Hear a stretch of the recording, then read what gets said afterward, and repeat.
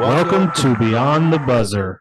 Hi, I'm Josh, and this is my best friend Kyle. You might recognize us. We are rural American high school athletes from the 90s, after all. And we're here again on camera after 30 years to bring you our travels from Beyond the Buzzer. Hey everyone, I think we're on here. This is Josh, aka Ace One, back with my best friend the Duke, aka Kyle. Yes, sir, right here. So we were pirates. We were high school rural Absolutely. 90 American athletes. And, unfortunately, the high school that we went to is no longer there. It's still there, but they consolidated and made a big county school, and so the pirate legacy lives on, but it's not the same. Not the same at all, no. But that's a lot to do with me and Kyle kind of being the middle children of history, as they say in Fight Club. We've another great '90s movie that we might as well title this episode after. Yeah. So go ahead. Sorry. No, you're good. I'm just saying, Kyle and I were kind of in between here, between the internet and before cell phones. So we'll talk about that more in a minute. But our pirate legacy is strong. My dad went to Heath, the Pirates, and my mom, my uncle, my aunt, my brother. None of my grandparents, because only one of them graduated from high school, and that was in Tennessee. So, and it's a cool story is Kyle's dad and my mom actually went to high school together. Yeah, they actually graduated together, which actually played a big part in Josh and I becoming friends, because I remember 7th grade is when we consolidated, and that's when we really hit it off. But in 6th grade, if you remember, we had a field trip somewhere. We were at separate elementary schools. And I remember before I left, my mom was like, there's going to be a kid there named Josh Massey, and you guys are going to be friends. I was like, well, okay. It was true. It was pretty instant after that. We started 7th grade, and we'd kind of known each other. We'd played soccer and basketball against each other at elementary school as rivals, but then we got to middle school together, and kind of ironic, parents went to school. And, this, I talked about a little bit going in, but just get back to, we're before the internet. We have no social media, no cell phones. We're the last. Thankfully, actually. Thankfully, for sure. Yeah. We're the last. I mean, like after us, a couple years later, my brother's going through, other generations, but below us are coming in through, and for all intents and purposes, they've got the same stuff that they have today. So we were really lucky. We were back in the days where playing ball was it for the community. Friday night lights for football and basketball was all of it. And I'm just going to throw, of course, our moms were both our biggest fans, and both of their names happened to be Becky. So they were Beckys growing up. When you said the Beckys, everybody knew who you were talking about. And they were really good at razzing the referees, which I don't get to do here in Canada, and I miss. And it's in my blood because they raised us to do that. So the Beckys led me astray on how you can treat referees. So I'm getting better at that in my time up here in Nova Scotia. But the stuff that we had to do is different. So we got to make a really incredible amount of bonds with our friends, because we weren't just sitting in our beds texting somebody miles away or playing Fortnite with kids across the country. We were spending the night at each other's houses. We were driving the back roads. Every weekend we were at somebody's house. And we all these guys that we grew up with became like brothers to us. And we hadn't seen them in a long time. But the stuff we were doing, we had water gun fights. We were riding jet skis, going to the movies, going to the mall, going to Kyle's house and watching pay-per-view wrestling. That was super good times. Absolutely, yes. Swimming pools, diving boards, the campouts. Maybe jumping off of roofs into swimming pools. That's could have happened a few times. That's you got to get in, and with a degree of difficulty definitely ups the entertainment value, because, like I said, we didn't have the access to the world that it is today, and actually our only access to the outside world outside of Paducah and outside of Heath was a rare trip to Nashville, rare trip to St. Louis. But our window to the world was through college sports and through professional sports. We didn't really have we were pretty sheltered. We were pretty sheltered and grew up really tight with these in these communities. And big night for us was going to Blockbuster. Oh yeah, Blockbuster membership was a must back in the day. And the absolute best was if you'd go to Blockbuster on like a Friday, and you'd have a snow day on Monday. And if you had rented some really cool game for Nintendo or something, you got to keep it with no late charges because of the snow day. And that was just like winning the lottery back then. and we only got a few, like 6 or 7 snow days a year, but we took advantage of all of those. So just wanted to kind of paint the picture because some of you get people that are watching this probably don't remember those days, doesn't grow up in those days. And I'm not saying that the bonds can't be made today that the way that they were back then, but they were. But you know, it's in a different way. yeah. Yes. But then you graduate, you know, you go to college, people go their separate ways, get into their careers, they get married, they, you know, they move away. And it's really sad how quickly we all lost touch after a lot of us stuck together through college. But after college, things started fading. I mean, And Kyle and I, it's easy to do, and you don't even realize it until, you know, you're several years into it. But yeah, so, but luckily we, I don't know, luckily, but we had something happen. It was actually a college friend of mine, and some of the guys that we're going to talk about later, we went to college together, so it was their friend too. But he actually passed away from leukemia, and we all his funeral was here in Louisville, and we met up there. And I was talking to Brandon, who you guys might remember from episode 2, about how the only time that we see each other now is either at a wedding or at a funeral. Yep. And, you know, at this point, I think everybody's married, or has a long-term significant other except me. Oh, you have been married. That's another story. That's another story. But yes. but they, you know, like during those times after college, even though I went to Lexington at University of Kentucky and Kyle was a very short 3 hours away in Murray, we went back and forth quite a bit. But actually, we both got married and moved on, and we didn't even talk on the phone for 10 years, which is odd because we were super close through high school and middle school. So. Yeah. There wasn't a day that went by that we didn't either see each other or talk to each other for, 10 years probably.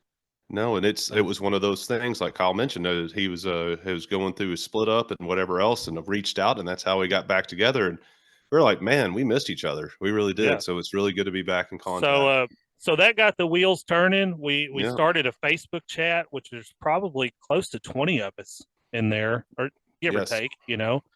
And we started planning to get together. It's like, you know, it's been too long. We were too close. We had too many good times for us to be this far apart. Let's get together. And so we made it happen. Yeah, we challenged those people to do it. And we got a bunch of people in the room that hadn't been in a room together since 1995. And it was 2019, I believe. And we wanted to get out of Paducah. Paducah's come a long way since we went to high school there. We'll probably have some episodes on that when we revisit that to go see buddies at home. But Kyle being in Louisville, that's where the Derby is. There's tons of Airbnbs. It's a big city, tons of breweries. There's lots of stuff to do. So we thought that'd be a great place to go. So Kyle found us this great place.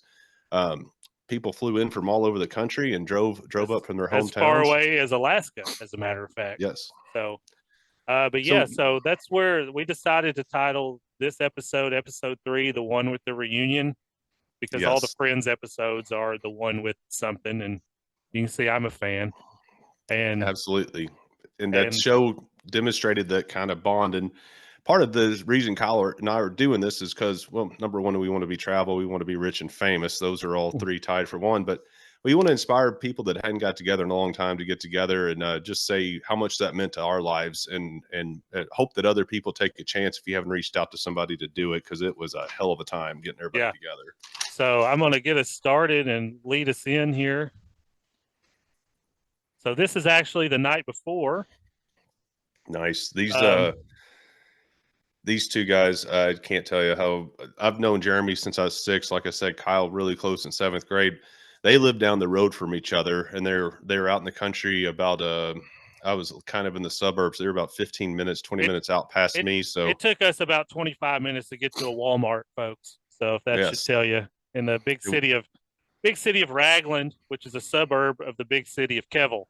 There wasn't even a convenience store, so we just hung out at the houses and had just played basketball tournaments, played tons of video games. Kyle's dad was one of the first people to know how to use computers, so we had some cool computer games. So this is a trio right here. We are actually text each other all the time and keep up. But Jeremy's a good buddy, and we wanted to go to a brewery because we like the brewery beer. So this was the night before. It was just the 3 of us, and Jeremy might as well be my brother. I've known Jeremy so long, I can't think of a time I didn't know Jeremy. Absolutely. But I love him to death, and he is a fantastic Division I softball umpire now. So proud of him. And I got to really cool. I got to tell a quick story on him. And he already knows the story I'm going to tell. I can guarantee it. But growing up, Jeremy and I played baseball together, and his dad was not a big fan of umpires. Neither am I. And except for Jeremy. Well, of course. And Jeremy's he's heard me tell this story 1,000 times, but you just have to tell it. We were about 11 years old, and Jeremy's dad is just giving it to this umpire. And the umpire walks over to him, and they're jawing back and forth. And Jeremy's dad said something like, "You just think you're God out there." And the umpire said, "Well, out on this field, I am." And Jeremy's dad responded with, "Well, how'd you like it if I jumped this fence and whooped God's ass?" That's awesome. And that's about the time they asked him to leave. That's awesome. The West Kentucky is it's a thing of its own, folks. If ever get a chance to spend some time in Kentucky, you should, because we're great people there. Absolutely. But Jeremy's dad was so cool. We were at his house. His mom is a great cook, and Jeremy's dad was a big influence on us. He was a car guy. Jeremy had a couple really cool, iconic cars for high school. The Caddy Diesel, for sure. We didn't know about luxury until we got in the Caddy Diesel. We had the velvet seats and could ride in the back. Like, we loved that. And then he had another buddy, Tommy, didn't make it on this trip, but a big Mustang guy. And Jeremy and him always had cool Mustangs. So Jeremy had a 71 Mustang that we called the Batmobile, because it was all black, and we thought it was a superhero car. We loved it. Yeah, it was awesome. I was throwing the L's down in that picture, of course. Oh, absolutely. Yeah. We'll see some more of those in later episodes, actually. Yeah. But yeah, so here's Josh and I. We're getting to the place that we're staying. Of course, it had pool table, foosball, and all kinds of stuff. It's fun.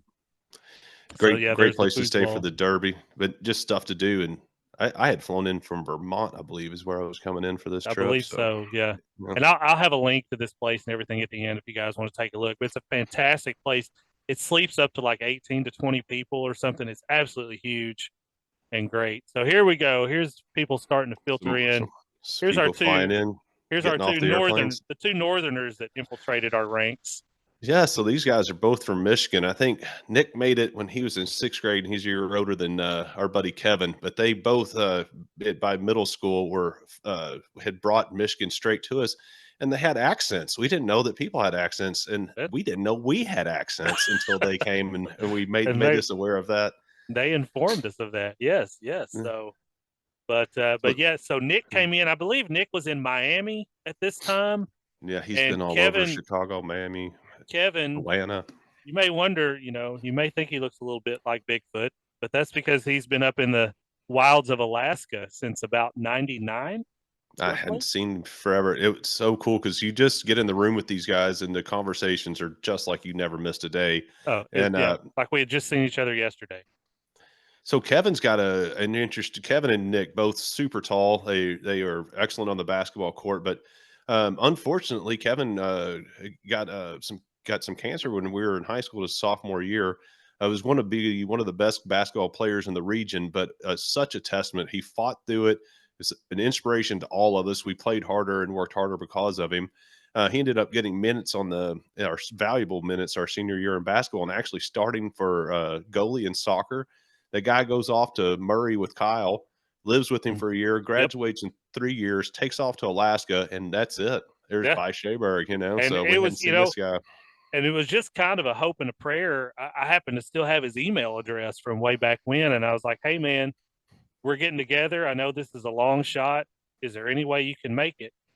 And he said he would make it, and he did. And I think that kind of convinced a lot of more people, like, if he can come from Alaska, we can make it from just about anywhere. Yeah, we didn't know before that that he had gotten married, and now we've been able to access him on Facebook through his wife. So we're glad to be back in touch with our brother there. Yeah. But when Kyle and I talked about it, like, how are we going to find this guy? And, we started sending smoke signals. I don't know if those reached him or not, but it was a long shot. This guy's been out.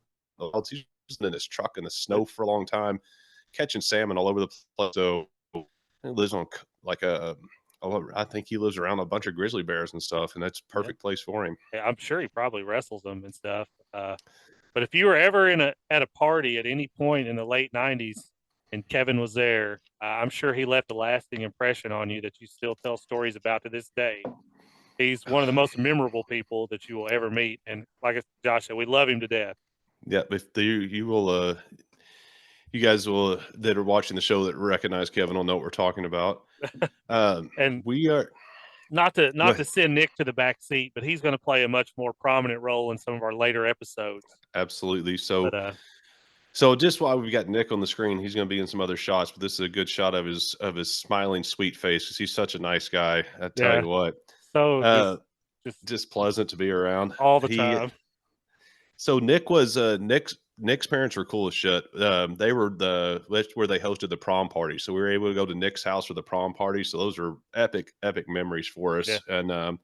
And Nick's also a big traveler. He's kind of Chicago's his big spot. He's down in Alabama now, but he's been all over the world, and so he played a big part in getting us to travel. Absolutely, so he was instrumental in that. So, for any of you guys, kicked it off. For any guys that tuned in for season 2 and you're a big fan of Brandon, he is back. So you are. We told you we get to see him again. He's the guy that came up and traveled with us this summer. Also, just want to highlight. I think everybody that came. This is Kentucky, folks. Everybody that came brought a bottle of bourbon. Thank God those Gatorades were there. There wasn't a whole lot of beer that we went through, but everybody brought a different bourbon in Kentucky. That's fun to do. And there's probably one. It's kind of like a Where's Waldo in every shot. If you look around, there's probably a bottle of bourbon somewhere. Here we are up shooting some pool, and what do you know? Bottle of bourbon right there next to us. This is it's a great place to stay. So many conversations, so many memories, so many stories I'd forgotten. Not all of them are available to tell here. So and foosball also, we all laughed so hard. My face was hurting.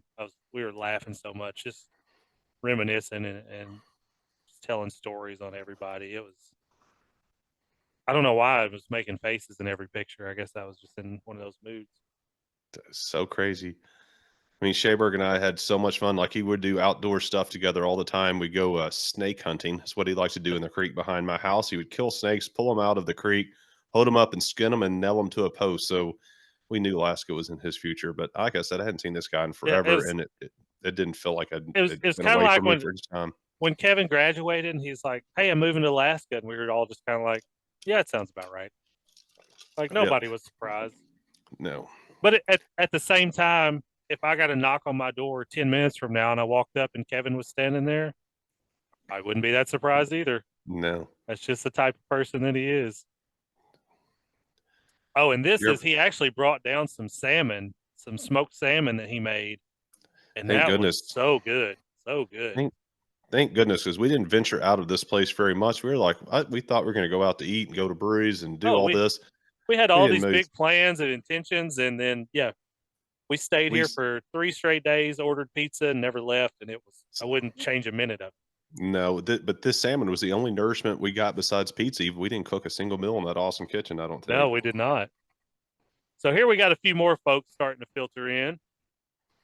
Yeah, we got back of Brandon's hair there again. Guy played basketball and football in high school and travels with me and Kyle. Yeah. Our buddy Jay. And just to tell you Jay lives in Louisville, not far from me, and it's still, it's hard for us to get together, and we live in the same town. So he was a big golfer in high school and grew up with all of us. Went to church with a lot of us, and you'll see the preacher's kid here in a little bit. But he's coming. Our buddy. Here's our buddy Jason. Jason and I played baseball together. I got to tell a quick baseball story because it's the only time I've ever seen it, ever in the history of baseball. But this is the only guy that I've ever seen get ejected from a baseball game. And our coach went out and argued and got him back in the game. That's never happened. It was awesome. It's amazing. Forgive me. I've been a little under the weather, guys, but so here's some little clearer shots. So there's Jay, there's Jason, and here is the big T-licious, as we call him. We love Ty.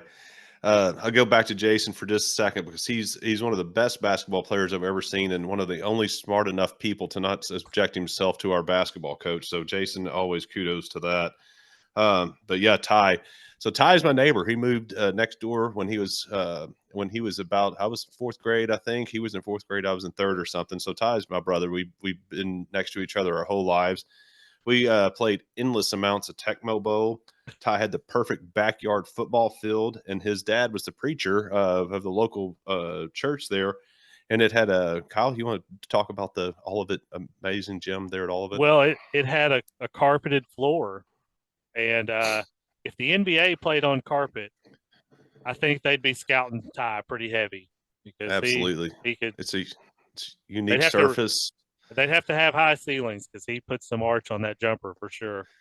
And I think we all still have floor burns from diving on that carpet. So there's definitely some scars on the knees and elbows. But yeah, I talk to Ty pretty regularly, and I mean you're not going to find a better guy than that man. So we were really happy he got to come hang out with us. Yeah, he had to drive all the way from Missouri. So it was a trip for him. So yeah, so we've got Alaska, Missouri, Vermont. I'm pretty sure Nick was Paducah. in Florida at the time. And then everybody else so far has been from Kentucky. Is still in Kentucky, but different places spread out across Kentucky, though. Yeah. So here we are just hanging out in the kitchen, and we got a new addition. So this is our buddy. Yeah, this is Buddy. Buddy's kind of like Jeremy to Kyle. I don't remember not knowing Buddy. I've known him my whole life. He lived down the street from me. Big influence in my life. I think I've got a great story that ties into Nick's prom stories with Buddy. So Buddy and I, like I said, got along pretty much on everything. He was the best soccer player in the region. The guy could put the ball in from anywhere. He could put the ball in from half court or half field. It was really fun to watch him play and be part of the team. You get the ball to the middle, and he drove the entire thing and was phenomenal. And we were all really proud of him. And he got a soccer scholarship and took off to Atlanta, which is a far, far distance from Paducah in our minds back in the day. This is we're in high school. He comes to the prom party, and he's got his fingernails painted, and he's got long hair, and I just couldn't handle it. Like I said, we've all come a long way. We all understand the world now, and we're all part of it. And we support everybody and who they want to be.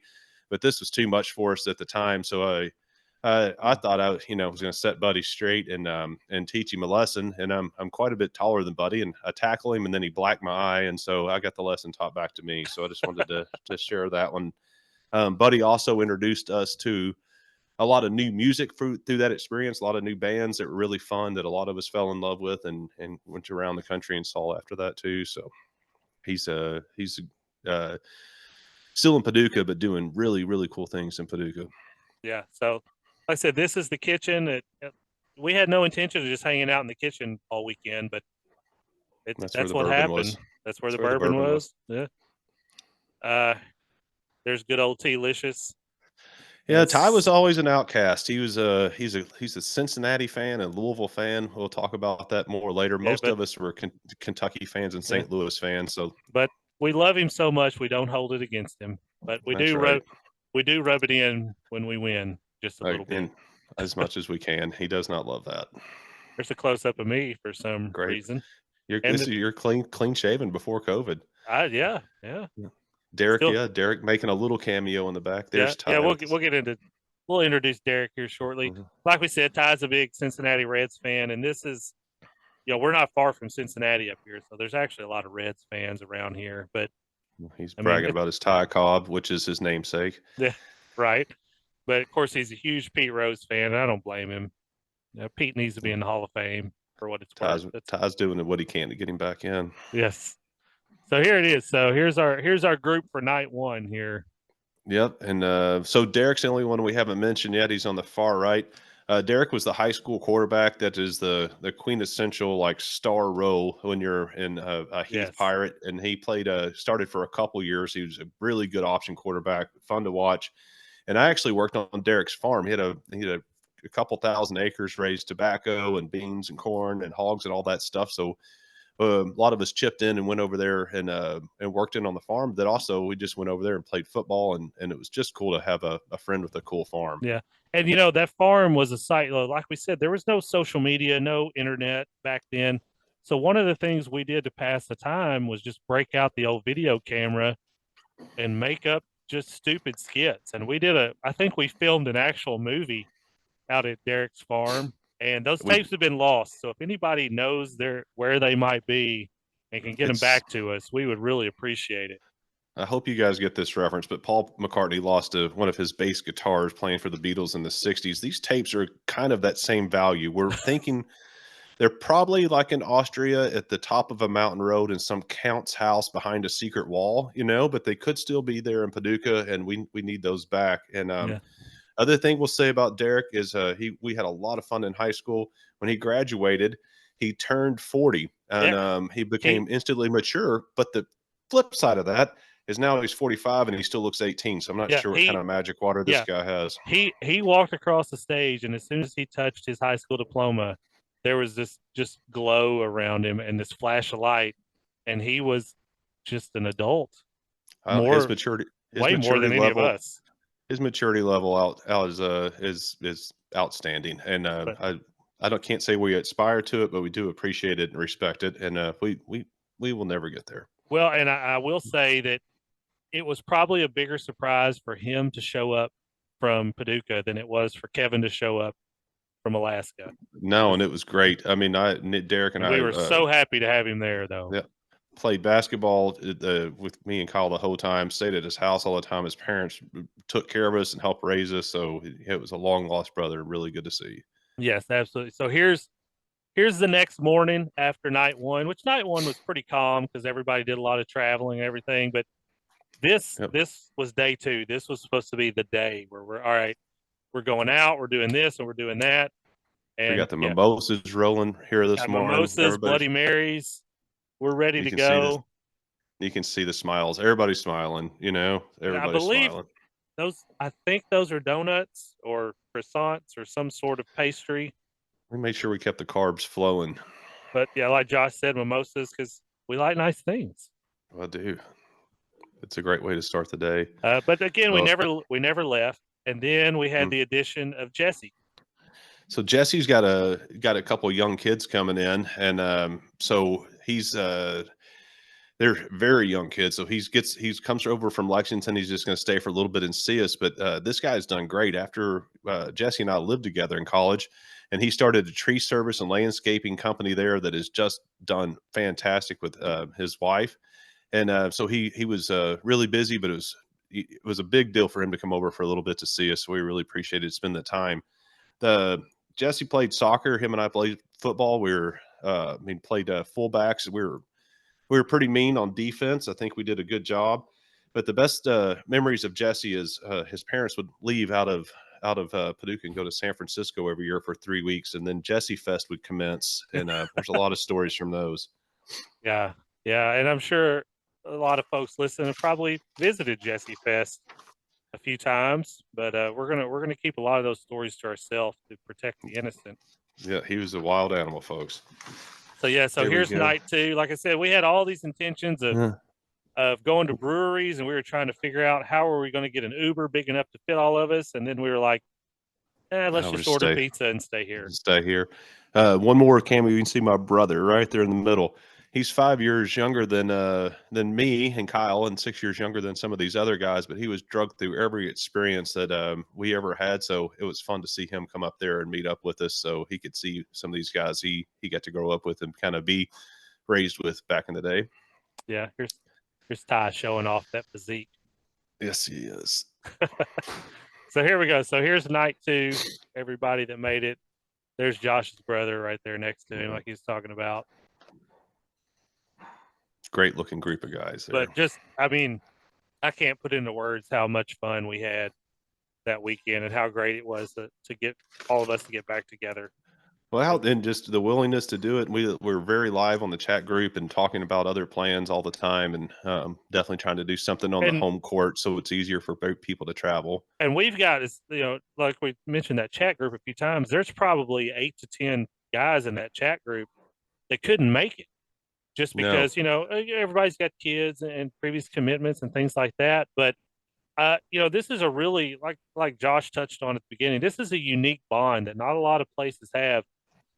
I remember when I went up to see Josh this summer and I was going through customs, and the guy said, "Who are you coming to see and why are you coming?" And I was like, I'm just coming to see a friend. Like, we graduated high school together, and there was just this genuine look of shock on his face. He was like, wow, you guys have really kept in touch over the years. I don't know if that was a shot at how old I was, or maybe so, a but little bit.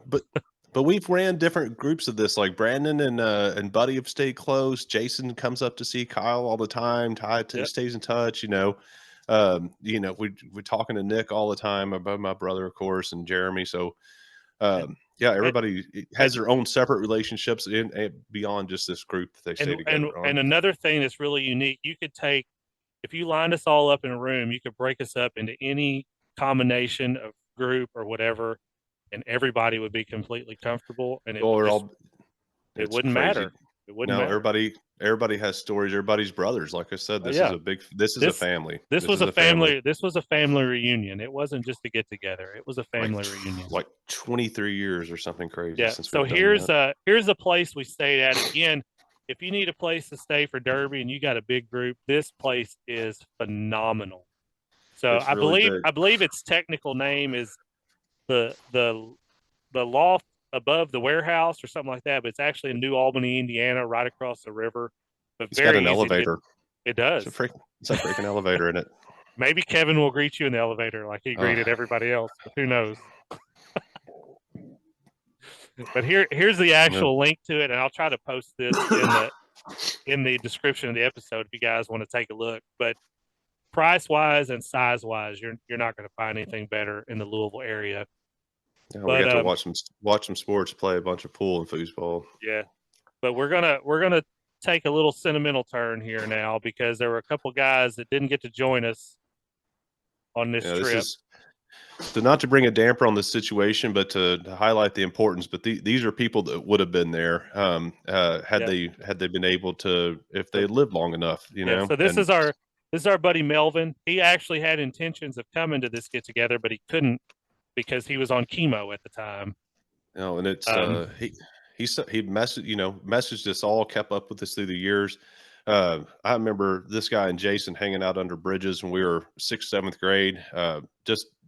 Was always around. He had he had bought an Airstream trailer. I think he'd seen all 50 states in a 4-wheeler, moved out to Colorado at some point, but him and I did a pretty good job of keeping in touch over the years.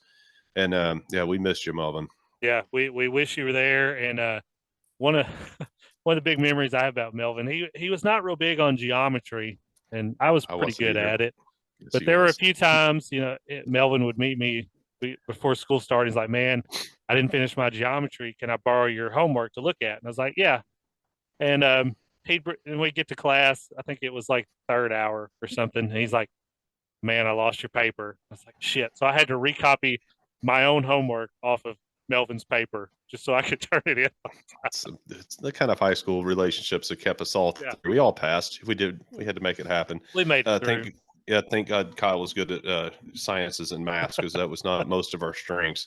But yeah, so we had actually, this get together was before COVID. It was 2019. 2020, we had actually planned. We were planning another get together, but not only that, there was going to be a Kentucky-Michigan basketball game in London, and Melvin he went to UK. He was a big UK fan. He was he was all in. Was going to go. That got canceled and rescheduled to 2022, and unfortunately, we lost Melvin before that trip. So rest in peace, brother.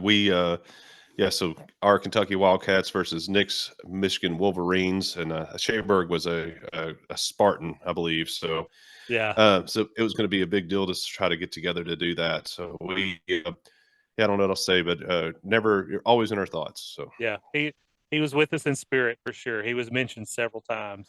He would have liked the bourbon. Speaking of a guy who's been mentioned several times over the years. Yep, this is another buddy we lost pretty quick after college, but he was another neighbor of mine. I never remember not knowing him, and we have books and books of stories on this guy right here. His name's Andy. I'll start a story on since we were talking about some of the school stories. Andy had a work truck he would bring to school sometimes, an old Ford truck. His dad was in construction. we brought that, and I rode with him to school. He loved to find dogs running around the neighborhood that were collared, and we knew that they would make it back safely to their homes, but would bring those to school. We'd go in a little late to class. We'd take the dog and put it in the men's bathroom and then go to class. And then a few minutes later, he would see this dog roaming the hallways. And this is never a dull moment with this guy right here. No, he was Johnny Knoxville before Johnny Knoxville. I'd put him in a contest against Johnny Knoxville any day and put money on it. Any day of the week. This guy could pull a prank on anybody with something as simple as a Gatorade bottle. And from a military base in Japan. Our other buddy Chuck can highlight those stories later. Yeah, and there's a lot of stories about this guy that we're gonna keep some of those to ourselves.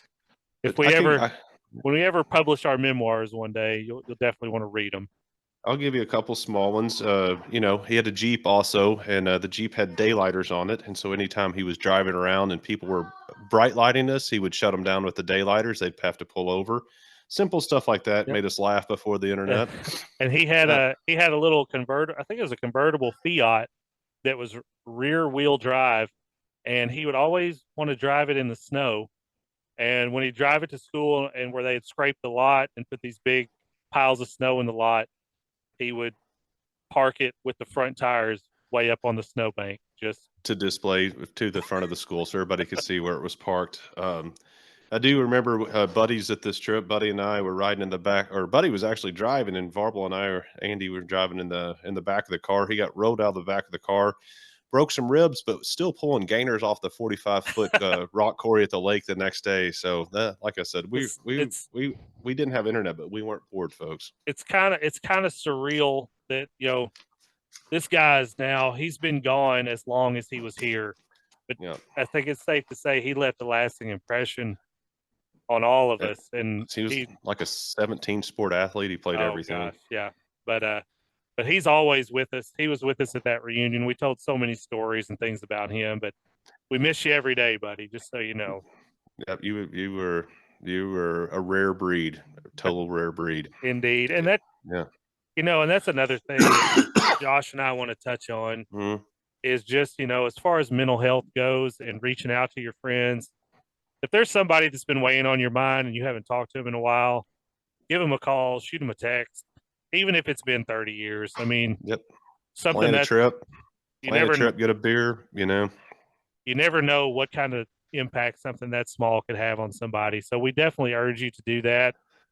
And not only for those reasons, it's just great to reconnect with people and have fun with people that you've been having fun with your whole life. You just can't, I meet a lot of new friends. We have a lot of fun together. Yeah. But you just can't have these stories of people that you went to high school with and stuff like that. Absolutely. And like I said, who knows? Maybe you'll be able to start a podcast one day from 2 different countries. Exactly. And goals of travel and wealth and fame, so yes. Hit that subscribe button, smash that. I don't even know what's down there, but whatever you do, we don't know what we're doing. We're just making this up as we go. I've heard somebody say that on a YouTube or something before. Yeah, subscribe, comment, send us any questions, whatever. Let us know what you want to talk about. But join us next time because we had mentioned going across the pond, and I think we're going to start touching on that next time in our adventures over there.